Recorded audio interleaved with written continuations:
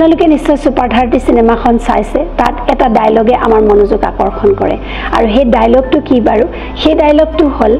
যে अब राजा का बेटा राजा नहीं बनेगा वो बनेगा जो हकदार होगा গতিকে আজিকালি যোগ্য হ'বলে হলে জ্ঞান লাগিব জ্ঞান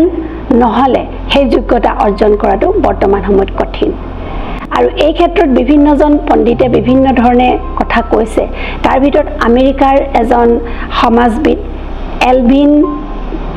টফলাৰে তেখেতৰ পাৱাৰশিপ নামৰ কিতাপখনত এই কথাটো উল্লেখ কৰিছে আৰু তেখেতে কৈছে যে ক্ষমতাৰ উৎস হিচাপে তেখেতে শাৰীৰিক বলক তৃতীয় স্থানত ৰাখিছে কাৰণ ই হৈছে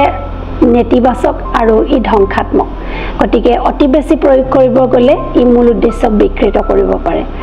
আৰু টফলাৰৰ মতে ক্ষমতাৰ উৎস হিচাপে ধনৰ ব্যৱহাৰক তেওঁ দ্বিতীয় স্থানত দিছে কাৰণ ধনৰ টোপোলা যিমানেই হকত নহওক যিমানেই ডাঙৰ নহওক এটা সময়ত শেষ হ'বই আৰু সেই কাৰণে তেখেতেও এই জ্ঞানকেই সৰ্বশ্ৰেষ্ঠ বুলি কৈছে আৰু এই জ্ঞানৰ জোৰত উকিলে কেছ জিকিবলৈ সক্ষম হয় বা আন্তঃৰাষ্ট্ৰীয় পৰ্যায়ত কূটনীতিবিদ সকলেও নিজৰ দেশৰ স্বাৰ্থ বজাই ৰাখিবলৈ সক্ষম হয় আপোনালোকে ভাবি চাওকচোন যদি 100 টকীয়া এখন নোট দিয়া হয় 100 টকীয়া নোটখন একে সময়তে কেইজন মানুহে ব্যৱহাৰ কৰিব পাৰে কেৱল এজন মানুহে ব্যৱহাৰ কৰিব নহয় জানো কিন্তু একেখিনি জ্ঞান একে সময়তে আকৌ বহু লোকে ব্যৱহাৰ কৰিব পাৰে হেদৰে আমি যদি ধন টকা পইচা বা শাৰীৰিক শক্তি খৰচ কৰো তেনেহলে কি হ'ব ই কমি গৈ থাকে কিন্তু জ্ঞান যিমানে খৰচ কৰা যায় সিমানে জ্ঞান আকৌ বাঢ়ে গতিকে আমি দেখিলো যে জ্ঞানৰ ক্ষেত্ৰখন ডাঙৰ বহল কিন্তু টকা পইচা আৰু বলৰ ক্ষেত্ৰখন হল সীমিত জ্ঞানৰ ক্ষেত্ৰখন হল বিশ্বব্যাপী গতিকে এই বিশ্বব্যাপী জ্ঞানৰ ক্ষেত্ৰখনৰ লগত পৰিচয় কৰাবলৈ হলে ল'ৰা-ছোৱালীবিলাকক সৰুৰে পৰা পুথি অধ্যয়নৰ প্ৰতি আগ্ৰহী কৰিবই লাগিব কাৰণ বিদ্যালয় বা মহাবিদ্যালয়ত তেওঁলোকে পাঠ্যপুথি হিচাপে যিখিনি কিতাপ পঢ়ে সেইখিনি তেওঁলোকৰ গোটেই ভৱিষ্যত জীৱনৰ কাৰণে জ্ঞান অৰ্জনৰ কাৰণে যথেষ্ট নহয় তে জ্ঞান অৰ্জনৰ কাৰণে বাহিৰা কিতাপ পঢ়িবই লাগিব শিশুবিলাকে যেতিয়াৰ পৰা আখৰ চিনি পায় বা পঢ়িব পৰা হয়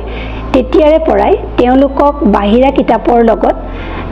চিনাকি কৰাই দিবলৈ অভিভাৱকসকলে যত্ন কৰিব লাগে কাৰণ সৰুতে যেটো অভ্যাস গঠন হয় সেই অভ্যাস আগলৈ গৈ স্থায়ী হৈ গৈ আৰু এসময়ত কিতাপেই তেওঁলোকৰ লগৰীয়া হ'বগৈ আৰু সেই কাৰণে সৰুৰে পৰাই তেওঁলোকক ৰং বিৰঙৰ কিতাপৰ প্ৰতি আগ্ৰহী কৰি তুলিবলৈ অভিভাৱকে যত্ন কৰিব লাগে কাৰণ ডাঙৰত গৈ তেওঁলোকক অভ্যাস কৰাবলৈ অলপ অসুবিধা হয় বৰ্তমান যুগটো যেহেতু জ্ঞানৰ যুগ আৰু এই জ্ঞানৰ যুগত আমি যিয়ে জ্ঞান অৰ্জন কৰিব তেওঁকে সফল বুলি কোৱা হয় বা যিয়ে জ্ঞান অৰ্জন কৰিব যিয়ে সেই জ্ঞান উচিত দিশত প্ৰয়োগ কৰিব তেওঁকে সফল বুলি কোৱা হয় আৰু সেই কাৰণে অভিভাৱকসকলে সৰুৰে পৰাই শিশুসকলক এই দিশটোৰ প্ৰতি আগ্ৰহী কৰি তুলিবলৈ যত্ন কৰাটো অতি প্ৰয়োজন থ্যাংক ইউ